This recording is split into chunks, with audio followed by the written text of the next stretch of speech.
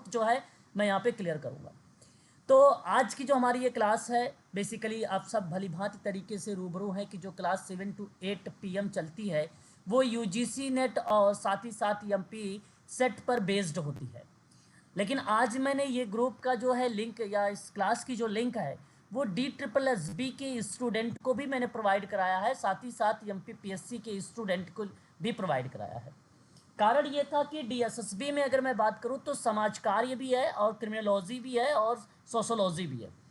तो यहाँ बेसिक हम लोग बात करने वाले हैं यूनिट नंबर 1 जो यूजीसी नेट का ये सिलेबस है उसमें बेसिक है। तो बेसिक से DSSB में और MPPSC में और यूजीसी नेट MP सेट इन सभी क्लासेस के लिए इंपॉर्टेंट क्लास है ये। तो जैसे अगर मैं बात करूं आप लोगों से, यहाँ से लगभग 10 क्वेश्चन पूछे जाएंगे। आप ये आइडिया लगा सकते हो कि आप लोगों के 20 जो है नंबर यहीं से बनेंगे। जैसा कि आप सभी को पता है कि जब यूजीसी का एग्ज़ाम होता है तो उसमें 2 पेपर होते हैं। उसमें 2 पेपर होता है। एक पेपर बेसिकली जो बेस्ड होता है वो फर्स्ट पेपर जो रिसर्च पर आधारित है, हायर अगर हम बात करते हैं एजुकेशन वगैरह पे, टीचिंग एप्टीट्यूड वगैरह पे होता है पेपर फर्स्ट। इस पेपर फर्स्ट पे हम लोग तो बातचीत करते ही नहीं है।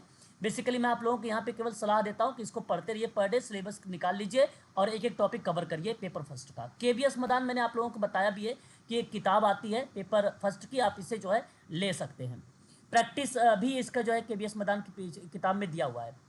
वहीं अगर हम बात करते हैं सेकंड पेपर, हमारा जो टोटल मोटो होता है, उद्देश्य होता है, वो सेकंड पेपर पे होता है। 100 क्वेश्चन होते हैं इसमें, 200 नंबर का होता है। ये नेगेटिव मार्किंग नहीं होता है, याद रखिएगा। यूजीसी नेट में ज़्यादातर ये अप्लाइड आता है। वहीं अगर मैं MP सेट की बात करता हूँ तो 90% फैक्ट आता है। ठीक है, तो इसी पर हम लोग जो है अभी बातचीत करने वाले हैं। तो देख सकते हैं आप ये सिलेबस। तो पहले हम देखेंगे समाजकार की परिभाषा, विषय क्षेत्र, फिर सिद्धांत। देखो सिद्धांत बेसिकली अगर हम बात करें, प्रिंसिपल्स का मतलब भी होता है सिद्धांत, एक थ्योरी का मतलब भी होता है सिद्धांत। आप यहाँ पर देख सकते हैं स्क्रीन पर।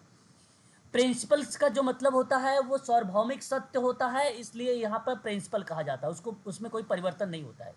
लेकिन थ्योरीज में क्या होता है, परिवर्तन होता है। तो समाज कार्य अभ्यास की जो थ्योरीज है ना वो कुल टोटल 18 हैं। आपको बता दें 12 सेवार्थी पर बेस्ड हैं और जो 6 हैं वो कार्यकर्ता पर बेस्ड हैं। मैं इस पर भी आप लोगों से बातचीत करूंगा। उसके बाद हम लोग जिक्र आकृति क्या है, लक्ष्य क्या है, प्रक्रिया क्या है। ठीक है, इसके बाद हम लोग जिक्र करेंगे ऐतिहासिक विकास, फिर समाज सुधार और व्यावसायिक समाज कार्य के बारे में। लगभग मान चलिए कि 7 to 8 डेज क्लास चलेगी। लगभग मान चलिए कि 8 से 10 घंटे भी क्लास आपकी हो सकती है यूनिट नंबर फर्स्ट की। आप सोचिए अगर 8 से 10 घंटा अगर आप पढ़ रहे हैं केवल यूनिट नंबर 1, तो ईजिली आपको जो है यहाँ पर पकड़ बेसिक सोशल वर्क पर बन जाएगी। ठीक है, तो ध्यान से सुनिएगा आप सभी लोग। समाज कार्य बेसिकली आप सब जानते हैं भली भांति तरीके से कि किसी भी जीविका को हम व्यवसाय की संज्ञा तब दे सकते हैं। सोशल वर्क में एक बात ध्यान रखिएगा आप सभी लोग, आप सभी से कह रहा हूं कि किसी भी जीविका को हम व्यवसाय की संज्ञा तभी दे सकते हैं जब वह ज्ञान और विज्ञान पर आधारित होगा। जब वह ज्ञान और विज्ञान पर आधारित होगा। देखिए आप सोचिएगा, कोई भी क्रिया जब वैज्ञानिक हो जाती है, विज्ञान पर बेस्ड हो जाती है, क्रमबद्धता आधारित हो जाती है, तो यहाँ आप एक बात कह सकते हो कि ये क्रिया व्यावसायिक होगी। क्या होगी ये क्रिया? व्यावसायिक होगी। जब भी कहीं वैज्ञानिक क्रिया मिल जाए या विज्ञान मिल जाए, क्रमबद्धता मिल जाए, तो आप सिंपल सी बात में कह देना कि ये व्यावसायिक क्रिया है। तो किसी भी जीविका को हम व्यवसाय की संज्ञा तभी दे सकते हैं जब वह ज्ञान और विज्ञान पर आधारित होगा और व्यवसाय के अन्य सभी गुण उस जीविका में विद्यमान होगा। तो समाज कार्य में वे सभी गुण विद्यमान हैं, सोशल वर्क में या समाज कार्य में वे सभी गुण विद्यमान हैं जिनके आधार पर उसे एक व्यवसाय के रूप में स्वीकार किया जा सकता है। तो आप जानते हैं व्यवसाय के परिप्रेक्ष्य में, मैं बार बार व्यवसाय शब्द यूज कर रहा हूं, व्यवसाय का मतलब प्रोफेशनल शब्द बोला जाता है। प्रोफेशनल का तात्पर्य कि 19वीं सदी में आया और बेसिकली प्रथम जो समाज कार्य का एक संस्था है व्यवसाय समाज कार्य की, तो वो है TISS, Tata institute of social science, है ना। ये बात आप सभी लोग ध्यान रखिएगा। नाम परिवर्तित हुआ है उसका 1944 में, अभी हम बात करेंगे आगे। तो व्यवसाय समाज कार्य अपनी 3 प्रणालियों को लेकर आता है और अपनी 3 प्रणालियां उसकी कौन कौन सी हैं? तो वो एक है सामाजिक व्यक्तिक कार्य जिसको आप सोशल केस वर्क बोलते हो, एक आप कहते हो सामाजिक सामूहिक कार्य जिसको आप ग्रुप वर्क बोलते हो, एक होता है सामाजिक सामुदायिक संगठन जिसको आप कम्युनिटी ऑर्गेनाइजेशन बोलते हो। तो ये प्राथमिक प्रणाली के अंतर्गत आता है, ठीक है, ये किसके अंतर्गत आता है, प्राथमिक प्रणाली के अंतर्गत। लेकिन एक होता है सहायक, सहायक को गौड़ कहा जाता है। गौड़ का मतलब होता है सेकेंडरी यानी द्वितीयक। वाल्टर एंड्रियास फ्रिडलैंडर महोदय थे, इन्होंने दो भागों में बांटा, एक को प्राथमिक, दूसरे को सहायक। तो जो सहायक था उसमें उन्होंने कहा कि सोशल रिसर्च आता है, सोशल एक्शन आता है, सोशल वेलफेयर रिसर्च आता है, जिसको हम अगर हिंदी में कहें सोशल रिसर्च को सामाजिक अनुसंधान और सोशल एक्शन को जो है सामाजिक क्रिया, सोशल वेलफेयर जो है एडमिनिस्ट्रेशन होगा, सोशल वेलफेयर एडमिनिस्ट्रेशन, और इसको हिंदी में कहा जाता है समाज कल्याण प्रशासन, है ना। ये तीन चीज़ें आप ध्यान रखिएगा। तो बेसिकली क्या किया जाता है कि जो है सामाजिक समूह सेवा कार्य, सामुदायिक संगठन के द्वारा समस्याग्रस्त जो व्यक्ति होते हैं ना, उनको समूह, व्यक्ति तथा समुदाय की सहायता करते हैं। और इसी आधार पर कहा जा सकता है कि समाज कार्य अन्य व्यवसाय से अलग एक व्यवसाय है। अब देखिए, समाज शास्त्र से समाज कार्य कब अलग, किस तरीके के या किस परिप्रेक्ष्य में अलग है, आप इस तरीके से सोच सकते हो कि केस वर्क, सामुदायिक कार्य, समूह कार्य के माध्यम से जो समस्याग्रस्त व्यक्ति होते हैं, उन व्यक्तियों को समाज कार्य में क्या किया जाता है, उनकी समस्या का समाधान करके उन्हें समाज की मुख्य धारा से जोड़ा जाता है। इसीलिए आप कह सकते हो कि व्यवसायों से यह एक अलग व्यवसाय है सोशल वर्क, क्योंकि प्रत्यक्ष रूप से देता है वो, है ना, वो प्रत्यक्ष रूप से कार्य करता है। बाकी सोशोलॉजी में ऐसा नहीं होता है, आप केवल समझ सकते हो उसके अंतर्गत क्रियाओं के बारे में, बट यहाँ पर वो चीज़ें नहीं होती है, ठीक है। अब देखिए लिखा क्या है, कह रहा है कि समाज कार्य या समाज सेवा एक शैक्षिक और व्यावसायिक विधा है। व्यावसायिक विधा मैंने बता दिया, मीनिंग सिंपल सी बात है, जब वैज्ञानिक विधि, क्रमबद्धता, ज्ञान जैसी चीज़ों को रिलेट कर देते हो तो इसका मतलब ही होता है कि व्यावसायिक विधा है, ठीक है, जो सामुदायिक संगठन एवं अन्य विधियों द्वारा लोगों एवं समूहों की जीवन स्तर को उन्नत बनाने का प्रयत्न करता है। कहने का भाव, केस वर्क के माध्यम से, ग्रुप वर्क के माध्यम से, सामुदायिक संगठन के माध्यम से आप उस व्यक्ति को समाज की मुख्य धारा से जोड़ने का प्रयास करते हैं, तो वही कार्य समाज कार्य कहलाता है। तो विधि के माध्यम से करोगे, अनप्रोफेशनल तरीके से नहीं, कोई भी कहीं से आया आपने डेटा रिकॉर्ड करना शुरू कर दिया, इस तरीके से नहीं होता है, एज अ प्रोफेशनली तरीके से कार्य होता है, ठीक है, वैज्ञानिक ढंग से होता है इस कार्य को, ठीक है, इस बात को आप सभी लोग ध्यान रखिएगा।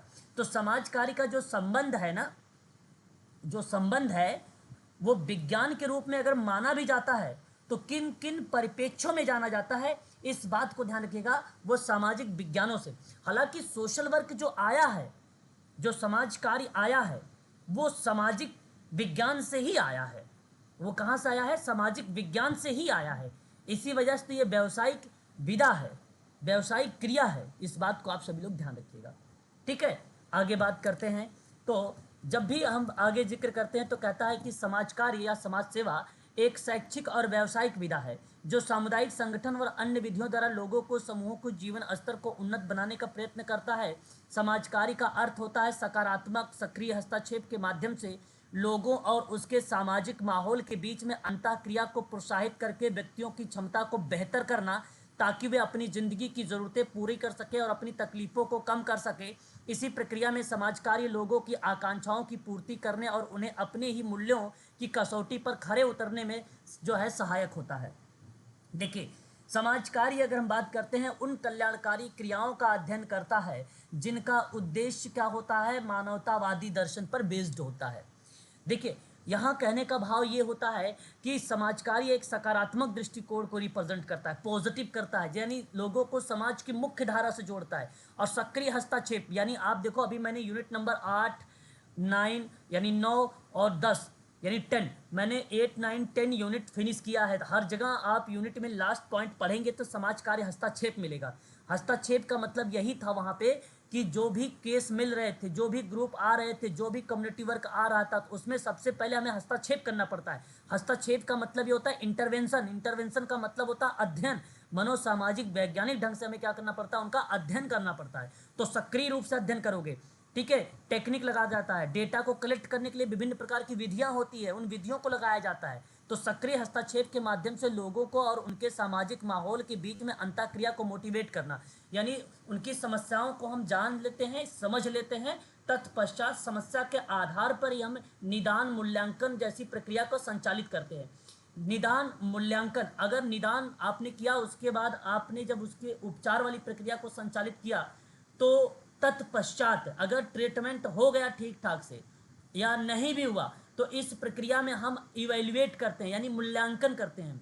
और मूल्यांकन के दौरान यदि उसकी समस्या निकली कि भाई समस्या में समाधान नहीं हुआ, ठीक है, अंतःक्रिया में बेसिकली अगर हम बात करें वहाँ पर कि वो अंतःक्रिया जिसकी हमने इवेल्युएट किया, जो गोल लिया था, ठीक है, वो अंतःक्रिया की बात मैं कर रहा हूँ, तो उस दौरान उसकी समस्या का समाधान नहीं हुआ तो हमने फॉलो अप कर दिया। फॉलो अप को हिंदी में अनुवर्तन कहते हैं, ठीक है, हमने क्या करते हैं, अनुवर्तन कहते हैं। और यदि मान लीजिए वो समाज की मुख्य धारा से जुड़ गया, तो वहां पे हम अंतःक्रिया को उसे क्या करेंगे, प्रोत्साहित कर देंगे, उसको क्या कर देंगे, मोटिवेट कर देंगे। ठीक है, बात समझ में आई कि नहीं आई, एक बार स्पष्ट करिएगा प्लीज एक बार। जी सर। ओके, क्या मेरी आवाज वगैरह आप सभी लोगों के पास स्पष्ट है? तो प्लीज एक बार आप लोग क्लियर कर दीजिएगा। जी सर। जी सर। जी सर, क्लियर है। चलो बहुत बढ़िया। आगे बात करते हैं। आगे अगर हम जिक्र करते हैं तो नेक्स्ट पॉइंट पर कहा क्या जा रहा है, यहाँ देखो इंग्लिश में भी मिल जाएगा, जिन बच्चों को मान लीजिए थोड़ा सा हिंदी टफ लग रही होगी आप यहाँ पे देख सकते हैं इंग्लिश में भी थोड़ा सा, क्योंकि यूनिट नंबर 1 से लेकर 5 तक की जितनी भी कंटेंट इस बार आपको दूंगा मैं जून 2024 के लिए बाइलिंगुअल में प्रोवाइड कराऊंगा, हिंदी इंग्लिश दोनों। ठीक है, अभी ये पहली क्लास मैंने स्टार्ट किया है, ठीक है, तो इसलिए इस चीज़ को ध्यान रखिएगा। ठीक है, तो अगर हम आगे बात करते हैं उसके बाद देखिए समाज कार्य का ये जो मैंने पहले बताया है ये बेसिक अवधारणा है। अगर आपसे कोई पूछे कि भाई आप बताइए समाज कार्य कहाँ कैसे जाता है, तो 2-3 बातें ध्यान रखिएगा। पहली बात, आपसे जब भी कोई स्टूडेंट पूछता है या कोई भी व्यक्ति पूछता है तो आप कहिएगा समाज कार्य एक सामाजिक विज्ञान है। समाज कार्य एक सामाजिक विज्ञान है, ना कि समाज शास्त्र, इस बात को ध्यान रखिएगा, पहला बात। दूसरी बात, समाज कार्य बेसिकली काम क्या करता है, समाज कार्य जो काम करता है वो कल्याणकारी क्रियाओं का काम करता है। कल्याणकारी क्रियाओं का मतलब वो पूछेगा भाई किस तरीके का कल्याणकारी काम करोगे, तो आप बोलना वहाँ पे कि कल्याणकारी जो क्रियाएं होंगी उसमें केस वर्क हो गया, ग्रुप वर्क हो गया, कम्युनिटी वर्क हो गया। उन उन उन क्रियाओं में हम उनका क्या करेंगे, अध्ययन करेंगे और अध्ययन करके उनकी समस्या का समाधान करेंगे, केस वर्क में, ग्रुप वर्क में और कम्युनिटी वर्क में, ये बात बोलना। और फिर उसके बाद कहना है कि जो समाज कार्य होता है ना वो बेसिकली मानवतावाद पर आधारित होता है। ठीक है, मानवतावाद बेसिकली 18वीं सदी में आया था। मैं अभी आपको बात करूंगा आप लोगों से हेलन क्लार्क के बारे में, principle and practice of social case work, एक किताब आई थी 1947 में, उस पर मैं बात करूंगा अभी। तो ये बोलना कि मानवतावादी दर्शन, फिर आप बोलना कि वैज्ञानिक ज्ञान पर आधारित होता है, प्रविधि निपुणताओं पर आधारित होता है, इन्हीं के माध्यम से हमने व्यक्ति और समूह और समुदाय को क्या करते हैं, सुखी और संपूर्ण जीवन व्यतीत करने में सहायता प्रदान करते हैं, ये हमारी भूमिका होती है। ठीक है, अगर कोई पूछे आपसे सोशल वर्क काम करते हो तो सोशल वर्क तो फ्री वाला काम होता है, तो आप बोल देना वहां पर वैज्ञानिक ज्ञान के आधार पर बताइए जरा कुछ विधि का नाम, है ना, ऐसे बोलना। क्या जानते हैं कोई विधि का नाम? जो अनप्रोफेशनल लोग होंगे वो उनको पता ही नहीं होगा। आपको मालूम है कई कई प्रकार के टेक्निक होती है, कई प्रकार की विधियां होती है, आपने पढ़ा भी है, गेस्टाल्ट थेरेपी वगैरह होती है, ठीक है, आपने रेशनल थेरेपी पढ़ा होगा, सीबीटी आपने पढ़ा होगा, कॉग्निटिव बिहेवियर थेरेपी आपने पढ़ा होगा, ये थेरेपीज होती हैं। इन थेरेपी के माध्यम से हम उनका समाधान करते हैं। ठीक है, कम्युनिटी चेस्ट होता है, उनको पता ही नहीं होगा कम्युनिटी चेस्ट होता क्या है कि नहीं, इस तरीके की चीज़ें होती है। ठीक है, अभी आपने एक स्टूडेंट ने, त्रिपाठी जी ने एक सवाल किया था हमसे कम्युनिटी विली के बारे में, उनको खुद नहीं पता होगा कम्युनिटी विली क्या होता है। ठीक है, ये सारी चीज़ें होती। वैज्ञानिक ज्ञान निपुणता प्रविधि पर आधारित होता है, जहाँ पे केस वर्क, ग्रुप वर्क के माध्यम से या कम्युनिटी वर्क के माध्यम से हम उनको क्या करते हैं, समाधान करते हैं, और वो अपना जीवन सुखमय या सुखी या संपूर्ण जीवन जो है व्यतीत कर सके, अपनी जीविका चला सके, आत्मनिर्भर बन सके, इस तरीके से जो है समाज कार्य किया जाता है। ठीक है, इस तरीके से आप बता देना। आगे बात करते हैं, देखिए कुछ परिभाषा है, एक यहाँ पर मैं बात करूँ आप लोगों से, ये हेलन क्लार्क एक विद्वान है। आप देखोगे अगर आप हरियंट की किताब में तो लेन क्लार्क मिलेगा। हालांकि मैं आप लोगों को सजेस्ट भी नहीं करता हूँ हरियंट की किताब के क्वेश्चनों को करने के लिए, अगर आप क्वेश्चन कर भी रहे हो तो गूगल जरूर कर लिया करो आप लोग, ठीक है ना, वैसे मत करिए क्योंकि काफ़ी क्वेश्चन वहाँ पे गलत भी मिल जाते हैं हम लोगों को। तो हेलन क्लार्क महोदय के बारे में अगर हम बात करते हैं तो इन्होंने कहा है कि समाजकारी ज्ञान और निपुणता के मिश्रण से युक्त व्यावसायिक सेवा का एक स्वरूप है, जिसका कुछ भाग समाज कार्य के विशिष्ट हैं और कुछ नहीं है। वह एक और व्यक्तियों की सामाजिक परिवेश की समस्याओं को संतुष्ट करने में सहायक होती है, तो वहीं दूसरी ओर जहां तक संभव हो सके व्यक्तियों की शक्ति के अनुसार अधिकतम संतुष्टि के मार्ग उपस्थित करके व्यवधानों को दूर करने का प्रयत्न करती है। बड़ा ही सिंपल शब्दों में इस महोदय ने बात किया, कहा कि हेलन क्लार्क ने कि जो समाज कार्य होता है वो ज्ञान और निपुणता पे आधारित। निपुणता का मतलब जानते हो क्या होता है? स्किल होता है। स्किल का मतलब क्या होता है? कौशल। ये बात ध्यान रखिएगा। तो बेसिकली क्या है कि जो समाज कार्य है वो ज्ञान और निपुणता पर आधारित है, विज्ञान पर आधारित है, सिद्धांत पर आधारित है, उपकरण पर आधारित है, टेक्निक पर आधारित है। ये बात ध्यान रखिएगा। तभी तो ये समाज कार्य व्यवसाय समाज कार्य है, क्योंकि विभिन्न प्रकार की क्रियाविधि इसमें होती है ना। अनप्रोफेशनल तरीके से नहीं किया जाता है। कोई कहीं पर मिल गया, आपने बता दिया, राय ज्ञान दे दिया कि भाई इस तरीके से करो, ये समस्या का समाधान हो जाएगा, इस तरीके से नहीं होता है। ठीक है, पहले मनोसामाजिक तरीके से आप उसका अध्ययन करो, ठीक है, फिर जाके जब आपको वहाँ पे डेटा मिलेगा फिर निदान करो, निदान के आधार पे कारण पता चलेगा, फिर उन कारणों के आधार पे आप क्या करोगे? ट्रीटमेंट करोगे। ठीक है, इस तरीके से काम होता है। तो ज्ञान एवं निपुणता के मिश्रण से युक्त व्यावसायिक सेवा का एक स्वरूप होता है, जिसका कुछ भाग जो है समाज कार्य के लिए विशिष्ट होता है। विशिष्ट का मतलब होता है स्पेसिफिक होता है। अध्ययन वाली प्रक्रिया बात करते हैं, जहाँ हम हस्तक्षेप करते हैं, वो विशिष्ट ही कहलाती है और कुछ नहीं। एक और अगर व्यक्तियों को सामाजिक परिवेश में समस्या है, अगर मान लीजिए एक तरफ की व्यक्ति या समूह या समुदाय समाज में अगर जो है उसे पर्यावरण में या वातावरण परिवेश में उसको समस्या हो रही है, समाज के साथ वो सही तरीके से एडजस्ट नहीं हो पा रहा है, विभिन्न प्रकार के उसके सामने अवांछनीय व्यवहार उत्पन्न हो रहे हैं, तो वहीं सामाजिक कार्यकर्ता क्या करता है कि जो अवांछनीय व्यवहार है, जो असामाजिक व्यवहार है, उसी को दूर करता है। इस परिभाषा में लेन क्लार्क ने कहा। फिर कहा कि जहां तक संभव हो सके व्यक्तियों की शक्ति के अनुसार, यानी उसकी आप जब अध्ययन करते हो तो उस समय उसका आइडेंटिफाई हम कर लेते हैं कि वो कितनी क्रियाओं में क्या है, सक्षम है, कितनी क्रियाओं में सक्षम नहीं है। तो अध्ययन करते समय ना हमारे पास एक कॉलम होता है लाइक डिसलाइक का। हम लाइक डिसलाइक का मतलब ये होता है कि वो सेवार्थी को पसंद क्या चीज़ है और क्या चीज़ पसंद नहीं है। ठीक है, वही चीज़ें बेसिकली व्यक्तियों की शक्तियों को रिप्रेजेंट कर देती है। जैसे लाइक जो होता है उसी के आधार पे जब हम कार्य करते हैं सेवार्थी के साथ ना, तो वो जल्दी कर लेता है।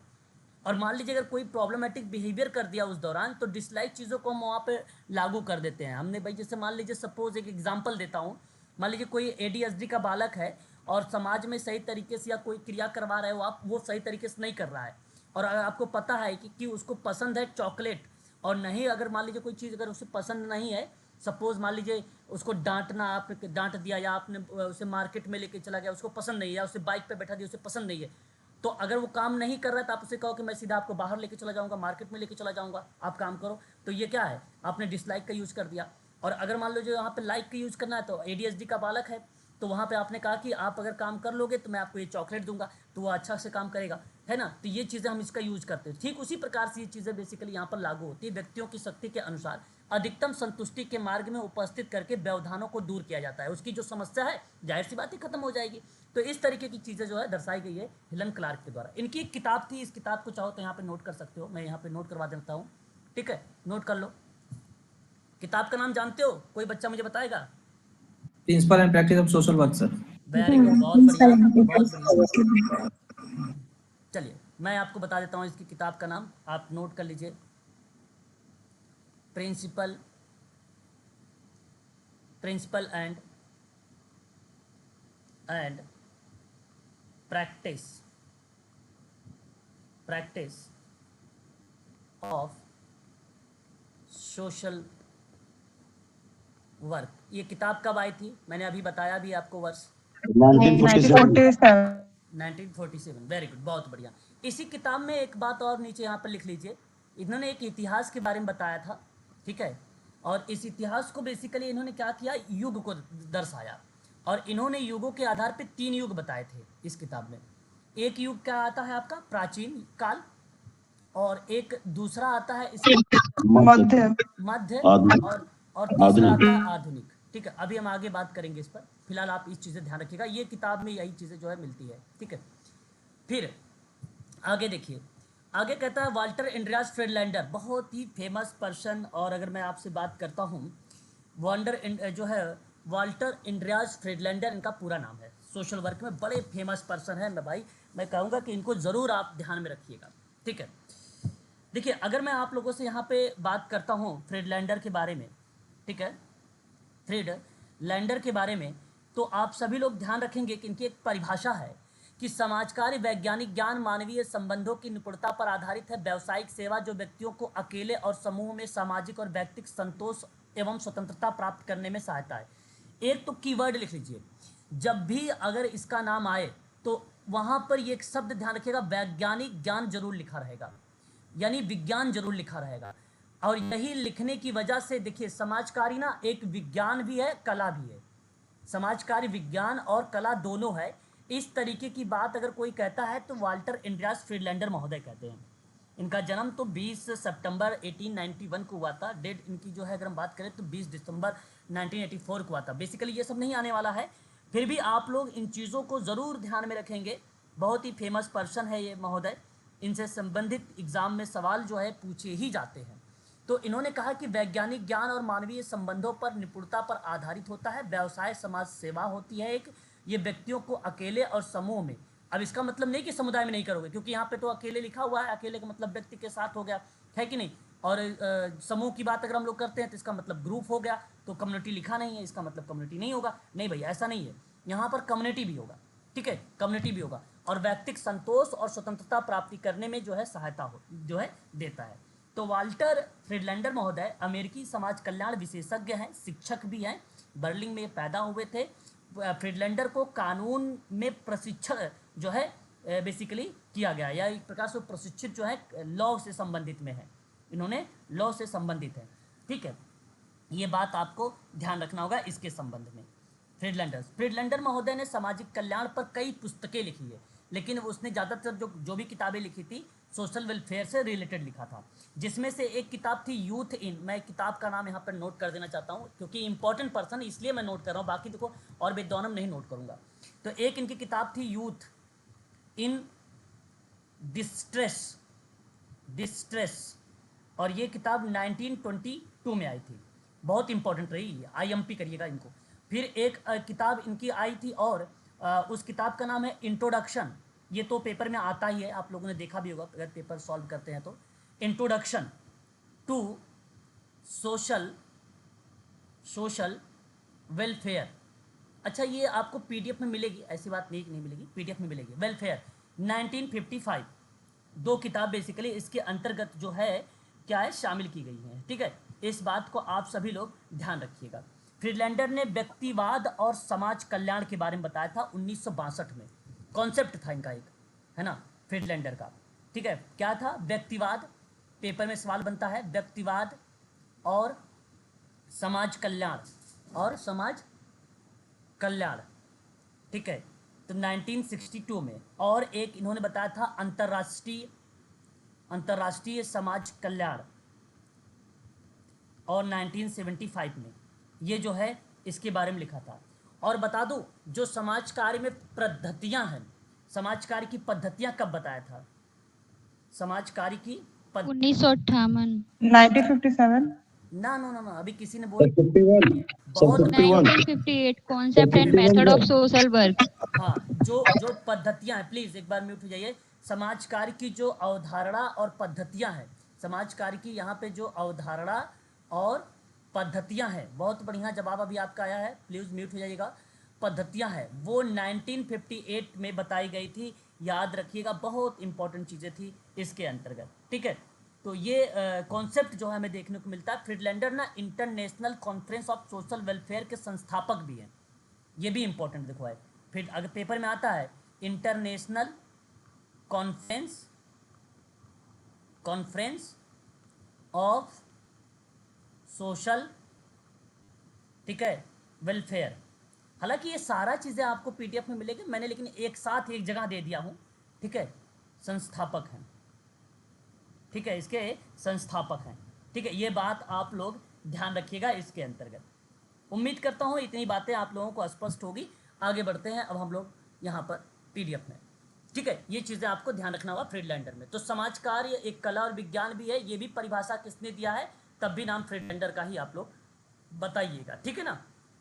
देखिए यहाँ पे लिखा हुआ है स्किल, निपुणता का मतलब स्किल भी होता है, ठीक है। चलिए आगे बात करते हैं। एक विद्वान का नाम आता है स्टोक। एक समाजकारी जो है आत्म सहायता करने हेतु लोगों की सहायता करने में वैज्ञानिक ढंग के प्रयोग द्वारा व्यक्ति समूह समुदाय की आवश्यकताओं को प्रभावित करने हेतु विभिन्न संसाधनों को जुटाने की एक कला होती है। ये परिभाषा स्टुप की है। स्टुप ने क्या कहा है कि व्यक्ति, ग्रुप, कम्युनिटी की आवश्यकताएं जो उसकी नीड है, उन आवश्यकताओं को प्रभावित करने हेतु विभिन्न संसाधनों को जुटाने की कला है। तो समाज का जैसे क्या होता है कि अगर मान लीजिए कोई केस वर्क है या कोई ग्रुप वर्क है, कम्युनिटी वर्क है, तो उनकी नीड क्या है, हम उनको आइडेंटिफाई करना पड़ेगा ना, उनकी नीड क्या है। वही नीड को पूरा करने के लिए आपके पास रिसोर्सेज होना जरूरी है। देखो, समाज कार्य जब भी कार्य होता है ना, ऐसे नहीं होता, उसके लिए ना रिसोर्सेज होना जरूरी है, संसाधन होना जरूरी, तभी आप काम कर पाओगे। तो विभिन्न संसाधनों को जुटाने की जो कला होती है वो स्टुप की होती है। स्टुप ने एक प्रकार की ये डेफिनेशन दी है, ठीक है, सन 1960 में आप यहाँ पे कह सकते हैं। एलिस चेनी ने समाज कार्य की सबसे पहले परिभाषा दी थी 1926 में। अब बताइए, समाज कार्य जब आया भारत में तो 1936 था, लेकिन उससे पहले की परिभाषा है 1926 है। तो समाज कार्य के अंतर्गत ऐसी आवश्यकताएं या आवश्यकताओं जो सामाजिक संबंधों से संबंधित है। आप सब ने एक परिभाषा सुना भी होगा, समाज सामाजिक संबंधों का जाल है। समाज जो है सामाजिक संबंधों का जाल, ये परिभाषा किसने बोला है? तो आप हाँ, सही जवाब मैकाइबर एंड पेज ने बोला है, ठीक है, बहुत बढ़िया। तो समाज कार्य के अंतर्गत ऐसी आवश्यकताओं जहां पे सामाजिक संबंधों से संबंधित हो, तो ये बात एलिस चेनी की है। और इन्होंने कहा कि वैज्ञानिक ज्ञान और ढंगों का उपयोग करते हुए संदर्भ में लाभों को प्रदान करने के लिए सभी ऐच्छिक प्रयास शामिल होते हैं। तो ऐच्छिक एक कीवर्ड है इनका, इस कीवर्ड को आप लोग ध्यान रखिएगा, कीवर्ड को, ठीक है। इस कीवर्ड जैसे अगर मैं बात करूं, फिनलैंडर का कीवर्ड क्या है? वैज्ञानिक और कला है, विधि, ठीक है। इस तरीके से आपको ये कीवर्ड्स हैं, ये सभी क्या हैं? कीवर्ड्स हैं। और अगर मैं स्टुप की बात करता हूं तो मैंने स्टुप में अभी भी बताया कि केस वर्क हो गया, ग्रुप वर्क हो गया, उनकी आवश्यकता के आधार पर क्या होगा? संसाधन होंगे, तब वो कीवर्ड है। ये सभी कीवर्ड हैं। कीवर्ड्स को ध्यान में रखो, क्योंकि देखो परिभाषाएं तो बेसिकली हुबहू कोई इतना समय भी नहीं, और समय अगर होगा भी तब भी याद नहीं कर पाओगे। रट्टा मारना नहीं, केवल कीवर्ड को आपको ध्यान रखना है, ठीक है। सुनील चंद्र ने एक परिभाषा दिया था, समाज कार्य जीवन के मानदंडों को उन्नत बनाने और समाज में वे सामाजिक विकास और किसी भी स्थिति में व्यक्ति, परिवार और समूह के सामाजिक, आर्थिक, राजनीतिक और सांस्कृतिक कल्याण हेतु सामाजिक नीति के क्रियान्वयन में सार्वजनिक अथवा निजी प्रयास की जाती है, जो एक गतिशील है। इतनी इंपॉर्टेंट परिभाषा नहीं है, परीक्षा में नहीं आया, छोड़ दो इसको, सुनील चंद्र को, ठीक है। हाँ, ये देखो थोड़ा सा इंपॉर्टेंट है, मैंने आपको शुरुआत में एक बात बताई थी, यहाँ पर आप ध्यान दे सकते हैं। Indian conference of social work का समाज कार्य मानवतावादी दर्शन पर आधारित है, वैज्ञानिक ज्ञान एवं प्राविधिक निपुणताओं पर आधारित है, व्यक्तियों, समूह और समुदाय को एक सुखी और संपूर्ण जीवन व्यतीत करने में सहायता प्रदान करने हेतु एक कल्याणकारी क्रिया हो। ये बड़ा इंपॉर्टेंट परिभाषा है, और इससे कॉन्सेप्ट भी क्लियर होता है, और ये जो है परिभाषा भी एक प्रकार से स्पष्ट हो जाता है कि Indian conference of social work के द्वारा ये परिभाषा दी गई है, ठीक है। ये बात आप ध्यान, कब दी गई थी ये परिभाषा? तो 1957 भी आप चाहो तो याद कर सकते हो, ठीक है। यहाँ पर इतनी बातें आप लोगों को क्लियर होना चाहिए। तो एक बार जरा स्पष्ट करिएगा आप सभी लोग, क्या ये बातें आप लोगों को क्लियर हो चुकी हैं? तो मैं आगे कुछ और भी यहाँ पर परिभाषा के संबंध में ही आप लोगों को बताने वाला हूँ, प्लीज स्पष्ट। जी सर, बता जी सर। तो अब यहाँ पर थोड़ा सा नोट करिएगा। कारण ये है कि कॉपी पेन जरूर लेकर बैठिएगा, मेन चीज़ों के बारे में बात करेंगे। हो सकता है समाज कार्य में आप लोगों से ऐसी चीज़ें देखने को मिल जाए। तो सबसे पहले मैं आपसे यहाँ पे अगर परिभाषा पे ही आधार पे बात करूँ, तो आप लोग मुझे बता सकते हो कि समाज कार्य क्या? समाज कार्य अगर हम बात करें तो कला एवं विज्ञान दोनों है, तो यह परिभाषा चलो दोनों। तो यहाँ पर आपने आसानी से बता दिया मुझे कि फ्रीडलैंडर महोदय का नाम। चलो बहुत बढ़िया, अच्छा लगा। अब दूसरा देखिए, इसी तरीके से कीवर्ड छोटा छोटा परिभाषा के नाम पर मैं आपको बताऊंगा जो आपके लिए इंपॉर्टेंट होगा, ठीक है। समाज कार्य व्यक्ति द्वारा, समाज कार्य किसके द्वारा? व्यक्ति द्वारा। समाज कार्य, ठीक है, व्यक्ति द्वारा, ठीक है, व्यक्ति द्वारा। पर्यावरण पेन थोड़ा सा आज काम नहीं कर रही है। पर्यावरण, ठीक है, के साथ, ठीक है, अंतर संबंध, ठीक है, अंतर संबंध। सर यंग लॉर्ड सर, क्या नाम बताना चाहेंगे यहाँ पर? यंग यंग लार्ड का नाम परिभाषा में। बहुत बढ़िया, ये भी एक इम्पॉर्टेंट परिभाषा होगी। ठीक है। तो यहाँ पर आप सभी लोग इसके बारे में भी ध्यान रखिएगा। समाज कार्य जो है व्यक्ति द्वारा, है ना, व्यक्ति द्वारा पर्यावरण के साथ अंतर संबंध है, तो यंगलाड की ये डेफिनेशन आ जाती है। ठीक है, आगे अगर हम बात करते हैं तो एक और डेफिनेशन के बारे में, एक और परिभाषा के बारे में, समाज कार्य, समाज कार्य, ठीक है, नैतिक मांगों पर आधारित है। किसकी परिभाषा आ जाएगी ये? गेसेल-कोनप्पा। जी, यहाँ पे गेशेल-कोनोफ्का का नाम आ जाएगा। बहुत बढ़िया जवाब, गेशेल-कोनोफ्का का नाम आ जाएगा। ये भी आप यहाँ पर ध्यान में रखेंगे। ठीक है, अच्छा एक और नैतिक तर्कणा के बारे में किसने बात किया है? नैतिक तर्कणा कोहलबर्ग, कोहलबर्ग। हाँ, जब आता है नाम लॉरेंस कोहल वर्ग के द्वारा। ठीक है, ये बात आप ध्यान रखिएगा नैतिक तर्कणा के बारे में। ठीक है, उसके बाद हम बात करते हैं, ये कीवर्ड्स मैं आपको बता रहा हूँ, दे रहा हूँ सभी लोगों को। समाज का सर एक बार मेरा बैक कर दीजिए सर। जी सर पीछे कर दीजिए एक बार पीछे कर दीजिए लाइट। ओके ओके ओके, एक मिनट, अभी मैं नोट कर दूँ इसको, मैं करता हूँ। तो समाज कार्य एक जो है है ना, कार्य है। ठीक है, गत्यात्मक यानी डायनेमिक कार्य है। ये परिभाषा किसका? बीजी खेर। बीजी खेर का नाम आता है। बहुत बढ़िया। ठीक है, तो ये एक डेफिनेशन है समाज कार्य को, इस तरीके से आप लोग जो है डिफाइन कर सकते हैं। ठीक है सर, क्लियर हो गया? एक बार आप लोग देख लीजिए, आप लोग को शायद डाउट हो रहा था कुछ चीज़ें को लेकर, तो यहाँ पर ध्यान रखिएगा। ठीक है, चलिए स्पष्ट हो गया है, तो मैं आगे बढ़ूँ, अब नेक्स्ट पॉइंट लेना चाहूँगा।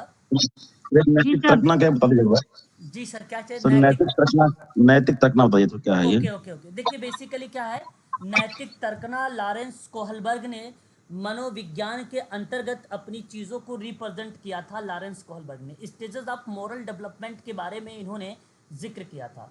मुख्य रूप से इन्होंने कहा कि न्याय की तलाश और उसे बनाए रखने पर एक केंद्रित होता है नैतिक तर्कना।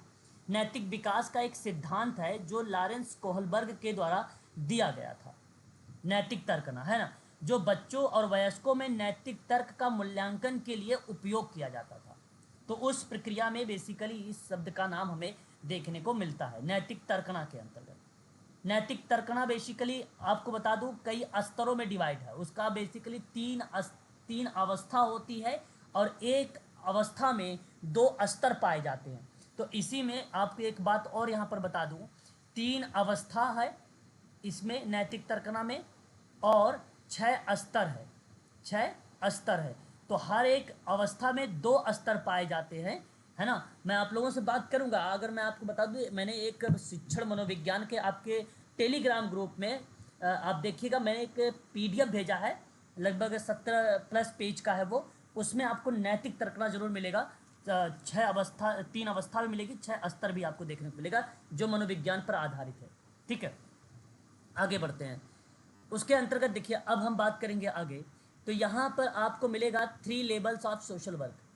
ठीक है, ये 3 लेवल्स ऑफ सोशल वर्क की अगर मैं बात करता हूँ तो नाम किस विद्वान का आता है ये भी ध्यान रखना है। ग्रे बर्नस्टीन का नाम आता है। किसका नाम आता है?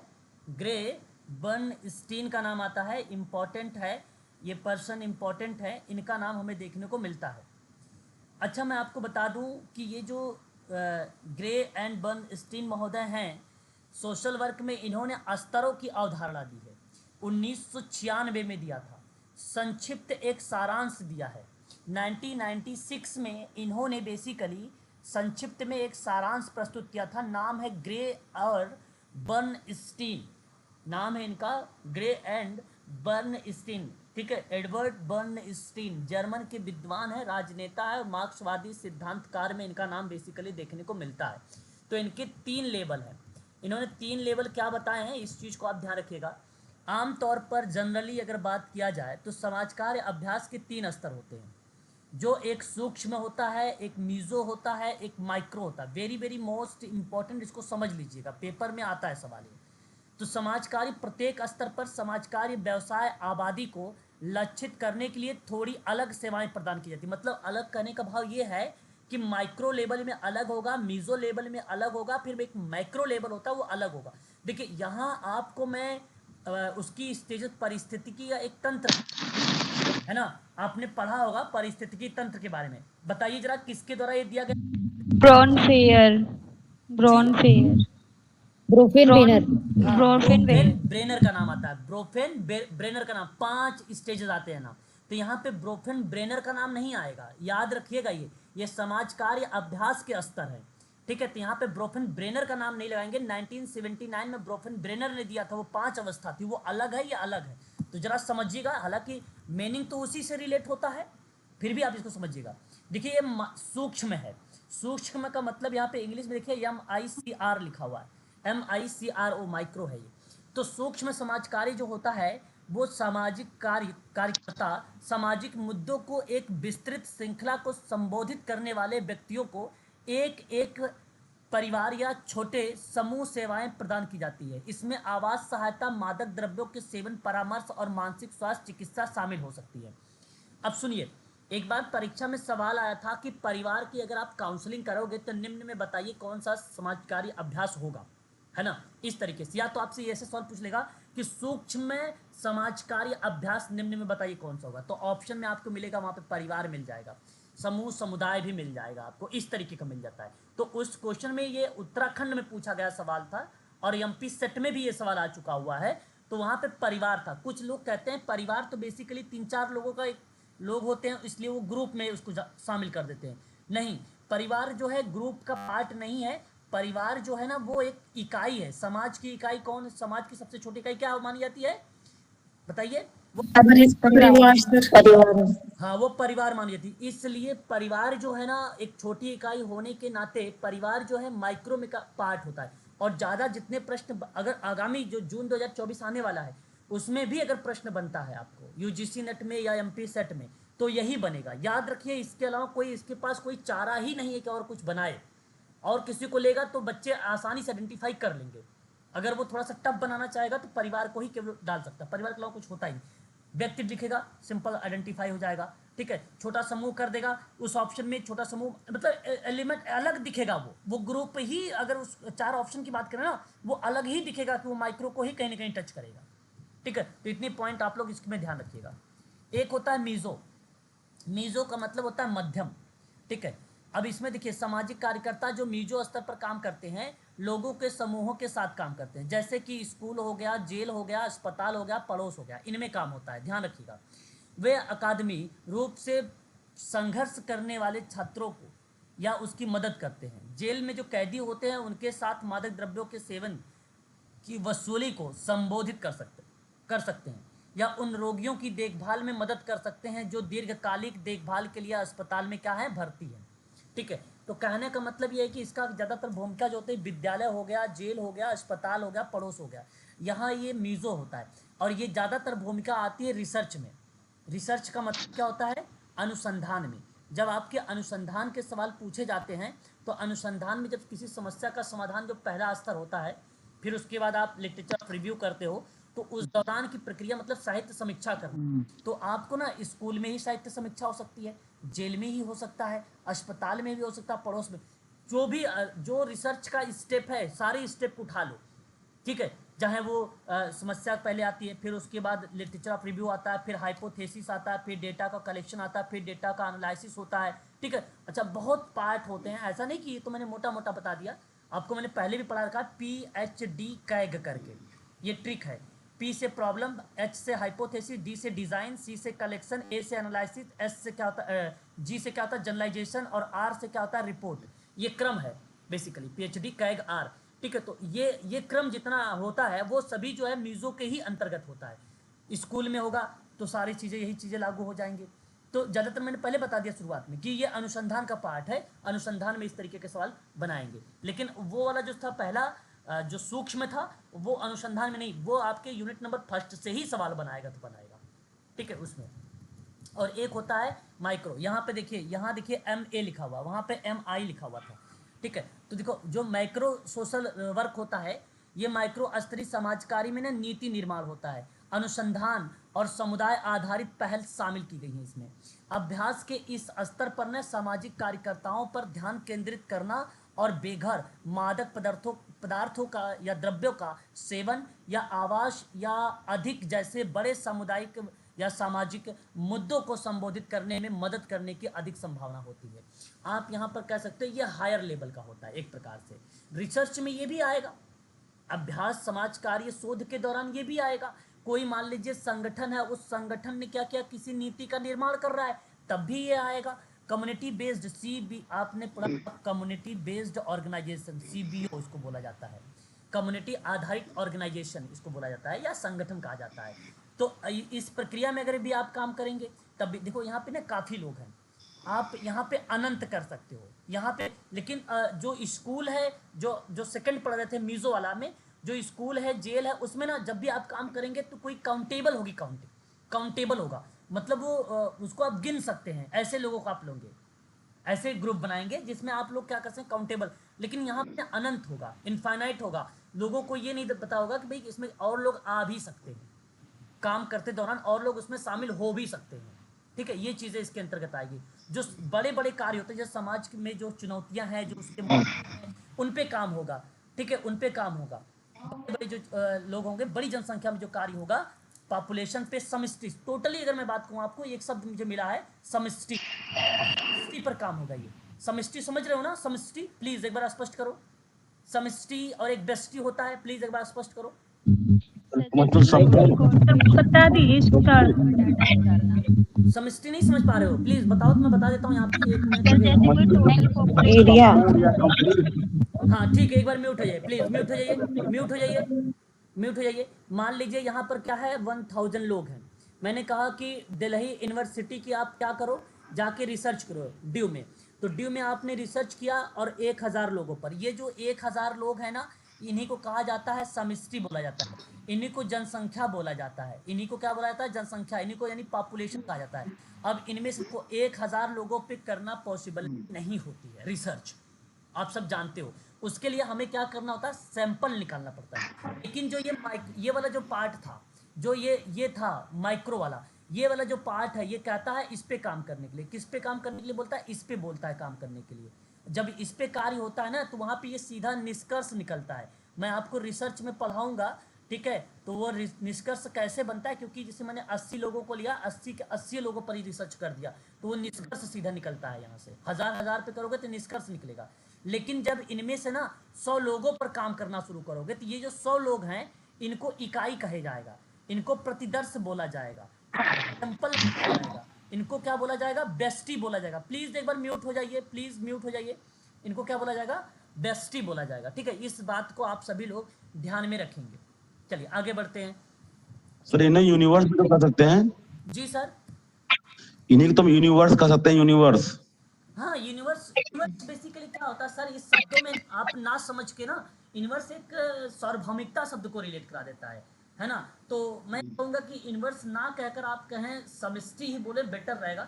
और वो दूसरे परिप्रेक्ष्य में चला जाएगा यूनिवर्स, है ना, वो दूसरे परिप्रेक्ष्य में चला जाएगा, उसकी भूमिका अलग परिप्रेक्ष्य बन जाएगी। तो ये देखो कुछ इंपॉर्टेंट पॉइंट हैं, आप इन इंपॉर्टेंट पॉइंट में याद रख सकते हो कुछ कीवर्ड्स, अगर परीक्षा में सवाल बनते हैं तो। जैसे आपको माइक्रो में बनेगा, तो ये बेसिकली क्या होता है, जैसे इंडिविजुअल इसमें आता है, इसमें फैमिली आता है, इसमें रिलेशनशिप आता है, ये बात ध्यान रखिएगा। और ये जो है ना इंटर मैं मना कर रहा हूँ कि आप लोग म्यूट हो जाइए उसके हैं। तो ये देखिए माइक्रो जो लेवल है, जो माइक्रो लेवल होता है, इसके अंतर्गत जब भी आपसे पूछा जाएगा तो कंटेंट एक सिस्टम होता है, उसके अंतर्गत ये 3 कीवर्ड हैं, इंडिविजुअल, फैमिली और रिलेशनशिप। ये बात ध्यान रखिएगा। एक होता है, अभी मैंने आपको बताया मीज़ो वाला, तो जो मीज़ो लेवल में आएगा ये मीडियम सिस्टम होता है, ये मीडियम सिस्टम होता है। इसमें नेबरहुड आ जाएगा, आपका स्कूल हो जाएगा, लोकल ऑर्गेनाइजेशन हो जाएगा, कम्युनिटी हो जाएगा, ग्रुप ऑफ पीपल हो जाएंगे। और इसको क्या बोला गया है, इसको क्या बोला गया है, ग्रुप्स एंड कम्युनिटीज़ बोला गया है। इस चीज़ को आप सभी लोग जो है ध्यान में रखेंगे इस परिप्रेक्ष्य में, ठीक है। उसके बाद देखिए एक माइक्रो होता है, मैंने इसको पढ़ाया, ये लार्ज सिस्टम होता है। मैंने देखो बोल भी रहा था आप लोगों से बार बार कि लार्ज लार्ज लार्ज एक पॉपुलेशन वाली संख्या पे होता है, और आप लोगों ने अभी बताया है। तो हेल्थ केयर सिस्टम इसमें आ सकता है, पॉलिसीज आ सकती है, लॉ एंड लेजिस्लेशन आ सकता है, यानी विधान बोला जाता है इसको, है ना।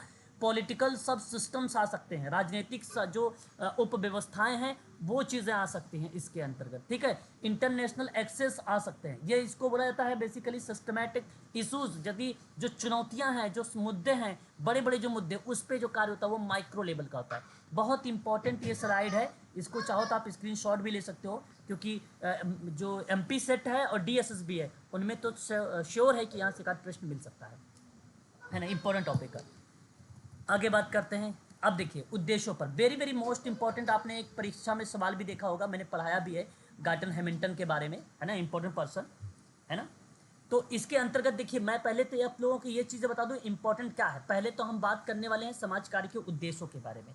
उद्देश्य एक ऐसा इसके अंतर्गत आता है सोशल वर्क में, तो गार्टन हैमिल्टन महोदय बेसिकली इनकी कुछ किताबें हैं, पहले किताबों के बारे में देखते हैं। इन्होंने कहा है कि एक जो है साइकोथेरेपी इन चाइल्ड गाइडेंस एक किताब है, ये किताब 1947 में आई थी, ये इनकी किताब है, इसको आप ध्यान रखिएगा।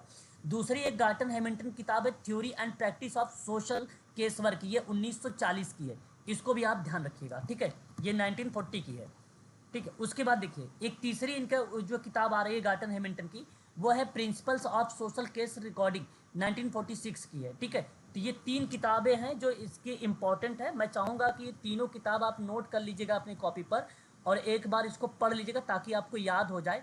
परीक्षा में ज़्यादा इंपॉर्टेंट जो है ये है सेकंड वाली, क्योंकि ये आई हुई किताब है, ये परीक्षा में पूछी भी जा चुकी है किताब, ठीक है, सेकंड वाली।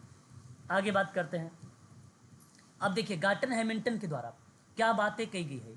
कहा गया है कि समाज कार्य जो है 2 प्रमुख उद्देश्य हैं समाज कार्य के, इन्होंने बोला है गार्टन हैमिल्टन ने। पहला इन्होंने कहा कि आर्थिक एवं शारीरिक कल्याण अर्थात स्वास्थ्य एवं अच्छा जीवन स्तर के बारे में जिक्र किया। तो इन्होंने आर्थिक एवं शारीरिक कल्याण को लेकर, स्वास्थ्य एवं अच्छा जीवन को लेकर बात किया था, एक प्रमुख उद्देश्य ये बताया था। दूसरा इन्होंने कहा था कि जो है संतोषजनक संबंधों एवं अनुभवों द्वारा सामाजिक वृद्धि के अवसर प्रदान करना, यह बताया था दूसरी जो है उद्देश्य में, ठीक है। इससे क्या होता है कि इसमें वृद्धि में आने वाली बाधाओं को दूर करना, सेवाओं की क्षमताओं को पूर्ण विकास करने का प्रयास किया जाता है, जिससे सेवार्थी की अपनी विकृति योग्यता के पुनः स्थापित करने में सहायता मिलती है। तो सवाल बनता भी है परीक्षा में कि समाज कार्य का उद्देश्य बताइए, ठीक है। तो आप उद्देश्यों को इस तरीके से रिलेट कर सकते हैं। समाज कार्य का जो उद्देश्य है बेसिकली वो सामाजिक न्याय को बढ़ाने के संबंध में है, चाहे बाधाओं को दूर कर रहे हो, सेवाओं की क्षमताओं को पूर्ण विकास करने पर बल दे रहे हो, तो उस प्रक्रिया में देखो सामाजिक तनाव को घटाना नहीं, ये उद्देश्य नहीं है। समाज सेवा को प्रदान करना ये सेवाएं नहीं है, ठीक है। अभिजात वर्गों को सेवा प्रोवाइड करना ये भी नहीं है। इसके अंतर्गत सामाजिक न्याय को बढ़ावा देने की बात होती है। न्याय की हो गया, संतोषजनक संबंधों या अनुभव का अवसर दे रहे हैं उस प्रक्रिया में हो गया, ठीक है, बाधाओं को दूर करने की प्रक्रिया में हो गया। इस तरीके से इसके उद्देश्य वगैरह जो है पूछे जाते हैं, ठीक है। तो मैं आप लोगों से कहूँगा कि एक बार परीक्षा 2010 में हुई थी UGC नेट का, तो एक सवाल पूछा गया था। क्या मैं उस सवाल को यहाँ पे नोट करवा दूँ आप लोगों को, बताइए आप। जी सर, करा दीजिए। पहले एक सवाल कर लेते हैं फिर आगे बढ़ते हैं। जो सवाल पूछा गया था, एक बार म्यूट हो जाइए प्लीज़, एक बार म्यूट हो जाइए आप सभी लोग, है ना, ताकि आपको यहाँ पे क्लियर हो जाए। सवाल ये था कि समाज कार्य का लक्ष्य बताना था। समाज कार्य का लक्ष्य कह लीजिए या उद्देश्य कह लीजिए, है ना, ये सवाल था। समाज कार्य का लक्ष्य, समाज कार्य का लक्ष्य है, ऐसे पेपर में था। ऑप्शन ए आपके सामने ये दिया हुआ था आपसे कि सामाजिक तनाव को घटाना, सामाजिक तनाव घटाना। ऑप्शन बी जो दिया हुआ था सभी को सेवा प्रदान करना, सभी को सेवा प्रदान करना। ऑप्शन जो सी बताया गया था सामाजिक न्याय को बढ़ावा देना। और ऑप्शन जो डी था अभिजात है, ये अभिजात वर्ग की सेवा करना, सेवा, ऐसे सवाल पूछा गया था, है ना। यहाँ जवाब आपने क्या दिया अभी? सामाजिक न्याय को बढ़ावा देना। हाँ, अब समाज ऑप्शन नंबर 3 सर इसका। हाँ, सामाजिक न्याय यस को सर, बढ़ावा सी। देना, बिल्कुल। यहाँ पर आपने जो यहाँ जवाब का चुनाव किया है सी वाला, ऐसे सवाल पूछा गया था। ये सवाल बेसिकली मेडिकल सोशल वर्क वगैरह में पूछे जाएंगे आप लोगों से, फैक्ट वाला जो मैं यहाँ पर बता रहा हूँ, इसको आप लोग ध्यान में रखिएगा, है ना। तो अच्छा, आगे बढ़ते हैं, अभी और क्लियर करूँगा इसमें और चीज़। अगर हम बात करते हैं, देखिए, समाज कार्य का प्रमुख उद्देश्यों में निम्न प्रकार से स्पष्ट किया गार्टन हैमिल्टन ने मानवीय आवश्यकताओं और विशेष रूप से वंचितों की न्यूनतम आवश्यकताओं की पूर्ति में सहायता करना। वस्तुतः समाज कार्य का सबसे प्रमुख उद्देश्य वंचितों की सहायता करना, ताकि वे जीवन की न्यूनतम स्तर को प्राप्त कर सके। समुदाय में विद्यमान जो मनोसामाजिक समस्याओं के कारण है, उन कारणों को क्या करना होगा, पता लगाना होगा, ठीक है, उनका समाधान करना होगा, ये चीज़ें थी।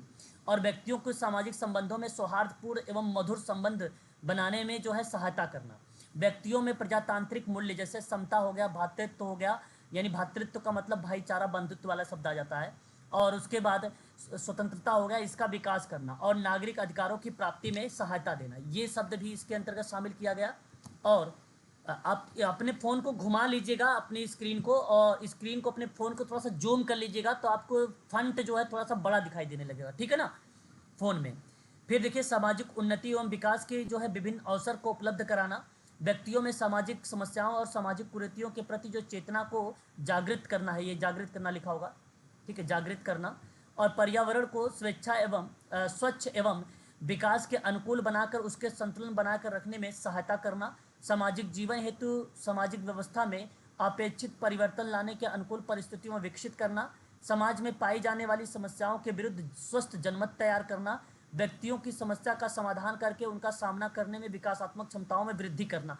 बड़े आसान शब्दों में लिखा है, परिवर्तन लाना, संतुलन बनाए रखना, कुरीतियों को दूर करना, उनको जागरूक करना, अवसर देना, स्वस्थ जनमत तैयार करना, समस्या को दूर करना, समस्या का समाधान करना, विकासात्मक क्षमता में वृद्धि करना। ये सभी क्या है, ये बहुत सिंपल शब्द में यही उद्देश्य है। आपका काम क्या है, आपके यही सारे कार्य जो उद्देश्य यहाँ पर मेंशन किए गए हैं, ठीक है। देखिए आगे भी है, व्यवस्थाओं को प्रभावशाली एवं मनोचित प्रचलन जो है प्रचालन का मतलब पैरामेट्रिक टेस्ट होता है, उसके दौरान में आपको समझ लेना है, ताकि लोगों को संसाधन और सेवाएं जो है उपलब्ध हो सके। लोगों की उन व्यवस्थाओं से जोड़ना जो उन्हें संसाधन, सेवाएं एवं अवसर उपलब्ध कराती हैं, ठीक है, मतलब उन व्यवस्था से जोड़ना है जहाँ पे उन्हें संसाधन मिल सके, सेवाएं मिल सके, अवसर मिल सके, ठीक है, उसके बारे में। सामाजिक परिस्थितियों में आवश्यकताओं के जो है अनुसार या अकॉर्डिंग विधान और अधिनियम का निर्माण करना, ये भी जो है समाज कार्य का ही उद्देश्य है। समाज कार्य का उद्देश्य ये भी होता है कि अधिनियम वगैरह बनाए जाए, है ना, एक्ट वगैरह बनाए जाए, कानून वगैरह बनाए जाएं, ताकि लोगों को समाज की मुख्य धारा से जोड़ा जा सके, ठीक है। अभी बात समाप्त नहीं हुई है, ठीक है। फिर देखिए, वर्तमान विधान अधिनियम में वांछित संशोधन भी करना, इसी का पार्ट है। व्यक्तियों में सामंजस्य की क्षमता विकसित करने में सहायता करना, व्यक्तियों की सामाजिक क्रियाओं को प्रभावपूर्ण बनाकर सहायता करना, व्यक्तियों में यथोचित निर्देशन द्वारा आत्म सहायता करने की क्षमता को विकसित करना, व्यक्तियों की उसकी जीवन में सुख और शांति का अनुभव कराने में प्रयास करना, और समाज में शांति व्यवस्था को बनाए रखने के लिए प्रोत्साहित करना, ठीक है। इतने तो सारे इसके जो है उद्देश्य हैं, ये बात आप ध्यान रखिएगा। समाज समुदाय में, और देखिए यहाँ पे सामान्य भी अगर हम बात करते हैं, कुछ सामान्य के परिप्रेक्ष्य में भी है। समाज जो है समुदाय में मनो सामाजिक समस्या के कारणों का समाधान करना, मानवीय आवश्यकताओं को पूरा करना, समुदाय समाज में व्यक्तियों के सदस्यों के संबंध को मधुर सौहार्दपूर्ण बनाने में सहायता करना, व्यक्तियों में प्रजातांत्रिक और मूल्यों का विकास करना, और नागरिक अधिकार को प्राप्त करने में सहायता करना। इस तरीके के जो है उद्देश्य इसके अंतर्गत आते हैं। सामाजिक उन्नति एवं विकास के अवसर उपलब्ध कराना, लोगों में सामाजिक बुराइयों के प्रति चेतना जागृत करना, पर्यावरण को साफ और स्वच्छ विकास के अनुरूप में सहायता करना, सामाजिक विकास के लिए सामाजिक व्यवस्था में परिवर्तन लाने में उसकी मदद करना। बड़ा आसान शब्द है जो आप आसानी से इसकी आइडेंटिफाई कर सकते हैं, ठीक है। PDF दूंगा, एक बार और पढ़ लेंगे तो आपको ये इजीली याद भी हो जाएगा, ठीक है। समाज में समस्याओं को दूर करने के लिए एक जनमत तैयार करना, लोगों में क्षमता का विकास करना है, ताकि समस्या का सामना कर सके और उसका स्वयं हल जो है कर सके, यानी उसका स्वतः जो है निवारण कर सके। सामाजिक परिस्थितियों की आवश्यकता के अनुसार जो है कानून का निर्माण करना, अभी आपने ऊपर पढ़ा है, अधिनियम और कानूनों में वांछित संशोधन करना, ऊपर था। लोगों में सामंजस्य की क्षमता का विकास करना, लोगों में सामाजिक क्रियाओं को प्रभावपूर्ण बनाने में मदद करना, ठीक है, ये चीज़ें आ जाती हैं। फिर देखिए, व्यक्तियों में आत्म सहायता और क्षमता का विकास करना, लोगों में अपने जीवन को सुख शांति महसूस करना, समाज में शांति व्यवस्था को बनाए रखना, ठीक है, और मानसिक समस्याओं का समाधान करने में मदद करना, लोगों के कल्याण के लिए सामुदायिक संसाधनों का व्यवस्था करना, इस तरीके की चीज़ें जो है इसके अंतर्गत शामिल की गई है। ठीक है, एक बात आप यहाँ पर और नोट करिएगा, मैं आप लोगों को नोट करवाना चाहूँगा इसके अंतर्गत। मैंने अभी ऊपर आपको यहाँ पर बताया है ना वाल्टर इंडियाज जो है सॉरी गार्टन हैमिल्टन के बारे में।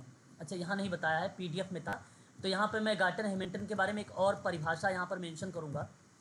जानते हैं कौन सी परिभाषा मैं मेंशन करने वाला हूँ? बता सकते हो क्या?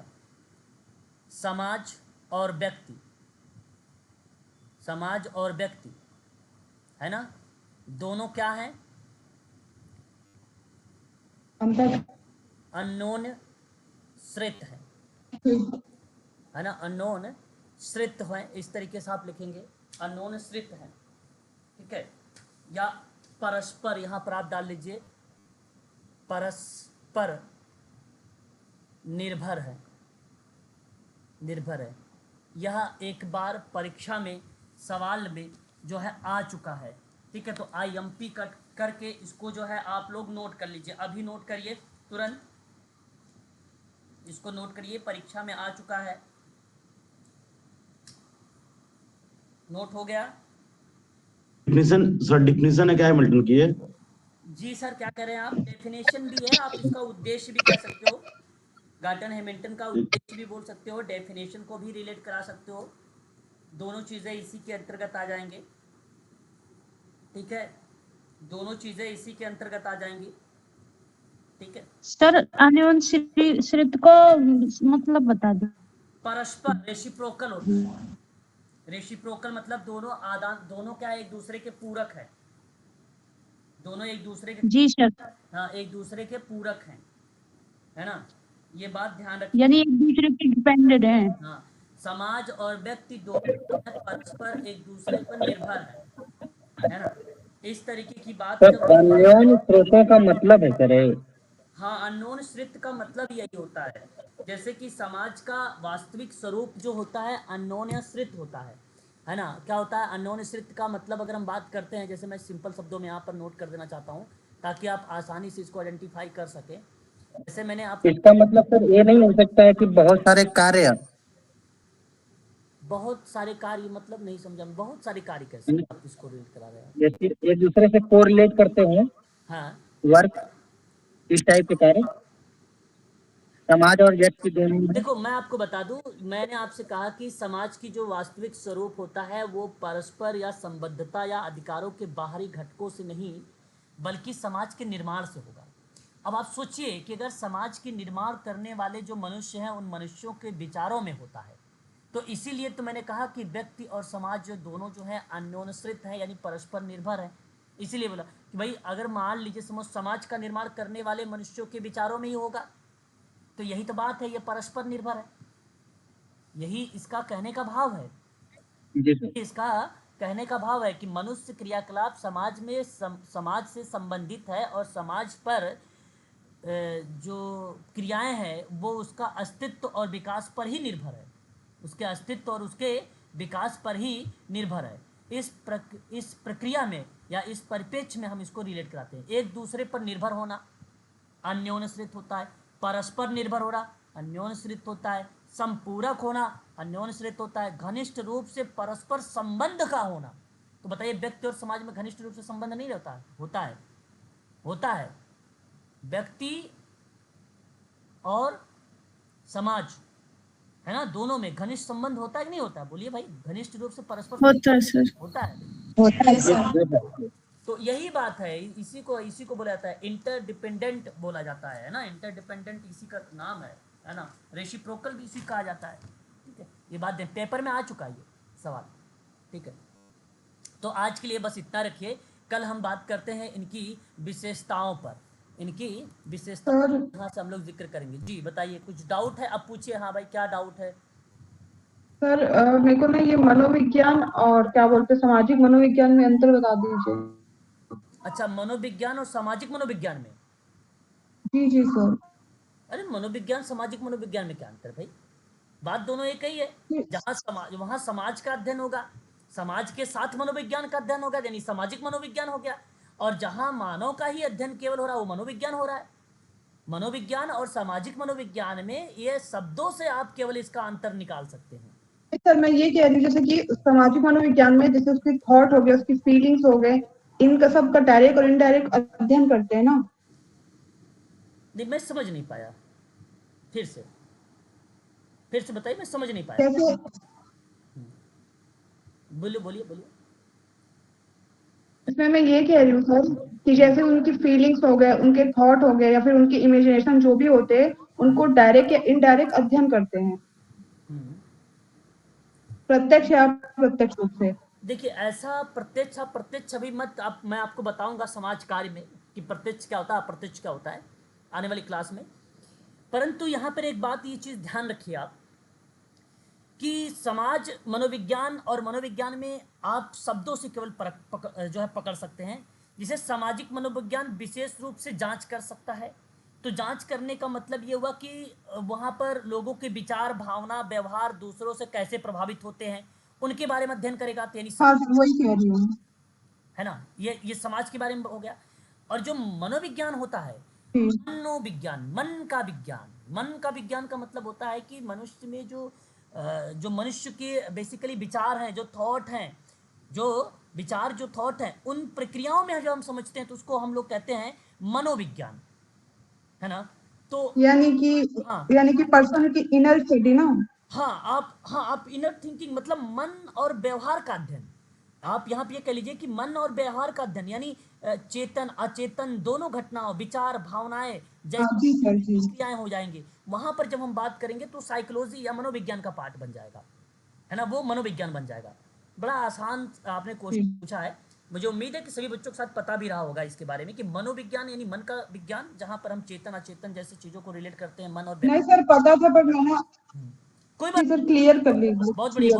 नहीं, जरूरी जो चीज़ें आपको दुविधा में लाती है, मैं आपको कई बार बोलता हूँ कि आप लोग मुझसे पूछा करो जो चीज़ें आपको दुविधा में लगे, जो आपको डाउट लगे। मैं शुरुआत में पूछ रहा था आप लोगों से, जब मैं क्लास स्टार्ट करता हूँ तो भी स्टार्ट करना शुरू करते हो, टाइम एकदम एग्जैक्ट करता हूँ स्टार्ट, तो तुरंत ही कोई ना कोई बच्चा बोल जाता है मेरे को।